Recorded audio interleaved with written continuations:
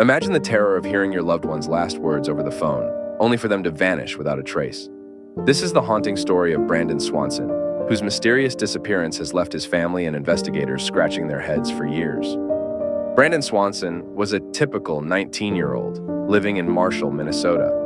On the night of May 13, 2008, he was celebrating the end of the school year with friends. As the night grew late, Brandon decided to head home. He got into his car and started driving, but he never made it home.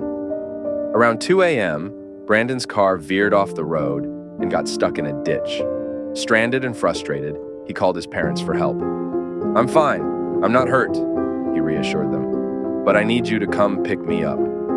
He described his location, thinking he was near Lind, a small town not far from home. His parents, Brian and Annette, immediately set out to find him. They drove to the area Brandon described, but he was nowhere to be found. They kept talking to him on the phone, trying to pinpoint his location. Frustrated, Brandon decided to walk towards the lights of Lind, thinking it would be easier for his parents to find him there. As Brandon walked, he kept his parents on the phone. It was a dark, moonless night, and he described the fences and gravel roads he was passing. "I'm heading towards town," he said. His parents followed his directions, but something wasn't right. They still couldn't find him. Suddenly, Brandon shouted, "Oh, shit!"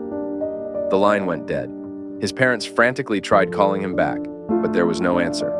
Panic set in. They drove around the area searching for any sign of their son, but he had vanished. The next day, a massive search was launched. Volunteers, police, and search dogs combed the area where Brandon's car was found. They scoured the fields, ditches, and nearby riverbanks, but there was no trace of Brandon. It was as if he had disappeared into thin air.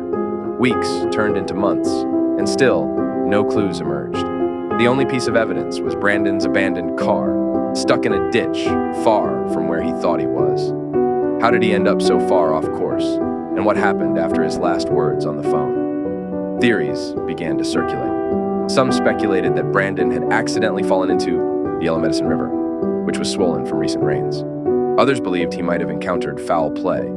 Despite extensive searches, the river yielded no clues, and no evidence of a struggle was found.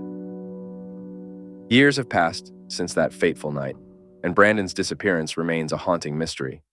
His parents continue to search for answers, holding on to hope that one day they will find out what happened to their son.